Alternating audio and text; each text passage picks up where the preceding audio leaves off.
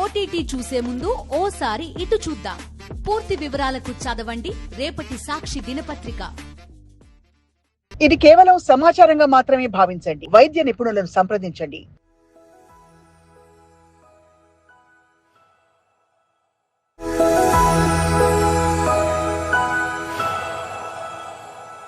మనం క్యాన్సర్ నుంచి బయట పడొచ్చు అని మీరు ప్రూవ్ చేశారు. వాట్ స్టేజ్ ఆఫ్ క్యాన్సర్ అండి మీరు?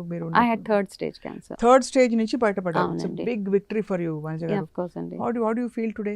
I feel great about myself. I feel proud. అంటే నాకు నేనే కాంపిటీషన్ అనుకోవచ్చు మీరు. Every step when I grow I feel proud about my self. I don't follow anybody. I don't అంటే వేరే ఎవరో ఏ చెప్పినా I just listen to my heart. అంతే, నాకు ఇది చెయ్యాలని ఉంది, ఈరోజు ఇది చేస్తా. That's what you gained back from your. Yes. అంటే అన్ని వాయిసెస్ నుంచి it became only Vanaja's voice. అంతే అంతే. ఇప్పుడు మీరు క్యాన్సర్ కౌన్సిలింగ్ లో ఉన్నారు కదా, అంటే cancer recovery or prevention, they have depression, they have counselling, whatever they call it. Typically మీకు వచ్చిన మోస్ట్ ఎక్స్ట్రీమ్ కేసెస్ చెప్పండి ఒకటి రెండు. What do you do and how do you work with them అని? One case is a young girl, 19-year-old girl. She had breast cancer. అసలు అంటే ఈ breast క్యాన్సర్లో కూడా you have lot of variations and all. కొన్ని already చాలా spread అయిపోయిన cases ఉంటాయి.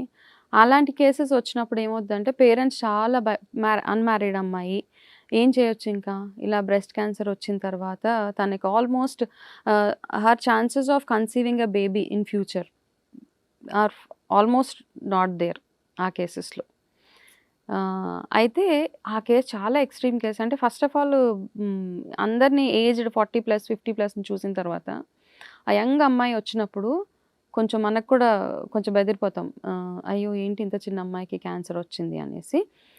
అయితే నాకు మీరు అన్నారు కదా, I mean how do you feel? I feel really great because ఆ స్టేట్ ఆఫ్ మైండ్లో వస్తారు కదా, నాకు ఇంకా ఈ లైఫ్ వద్దు అన్న స్టేట్ ఆఫ్ మైండ్లో వచ్చినప్పుడు when they talk to me, వాళ్ళకు హోప్తో బయటకు వెళ్తారు, నేను కూడా సర్వైవ్ అయిపోతానని. ఆ అమ్మాయి ఇప్పటికీ నాతో టచ్లో ఉంటుంది. చాలా చాలా సివియర్, తనకు కూడా ఇలాగే 16 కీమోథెరపీస్ అయిపోయి లక్కీలీ బ్రెస్ట్ తీయక్కర్లేని సిట్యువేషన్, బట్ తనకి ఓవరీస్ అన్ని తీసేయాల్సి వచ్చిందనమాట. But she is living with that hope.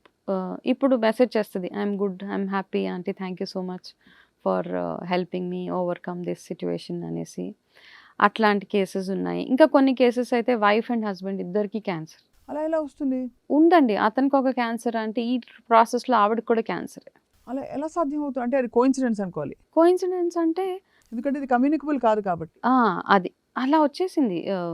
He had colon cancer, ఆవిడకి సర్వైకల్ క్యాన్సర్. సో ఈ 2 కేసెస్ వచ్చినప్పుడు అంటే కోలన్ క్యాన్సర్కి ఏం చేస్తారండి మామూలుగా? Colon cancer is like they have, అంటే కొన్ని కేసెస్లో వాళ్ళు ఈ పేగు తీసి బయటికి వేసేసి దే డూ రెక్టమ్ క్యాన్సర్స్ అంటాం కదా, అవన్నీ బయటికి వేసి that's again a big procedure. అందులో నుంచి కూడా ఓవర్కమ్ అయిపోవచ్చు. People should not think that ఇది డేంజరస్. ఇది any cancer I think right టైంలో మనం డయాగ్నోసిస్ చేసినప్పుడు, రైట్ వేగా మెడికేషన్ తీసుకున్నప్పుడు, ప్రాపర్ డాక్టర్ దగ్గరికి వెళ్ళినప్పుడు, చాలామంది మెడికేషన్ మధ్యలో ఆపేస్తారు, ట్రీట్మెంట్స్ మధ్యలో ఆపేస్తూ ఉంటారు. ఇవన్నీ ఆపేసినప్పుడు మళ్ళీ రియాకరెన్స్ ఛాన్సెస్ ఎక్కువగా ఉంటాయి మనకి. కాబట్టి డాక్టర్ ఏవైతే సజెస్ట్ చేస్తున్నారో అవి చేసుకుంటూ వెళ్ళిపోయి మీ whatever you have to do, మీ బాడీకి మీరు ఏమేమైతే చేయాలో అవన్నీ చేసుకుంటూ ఉంటే you don't need a doctor neither a nutritionist. మీ అంతటా మీరే అందులోంచి బయటకు రావచ్చు.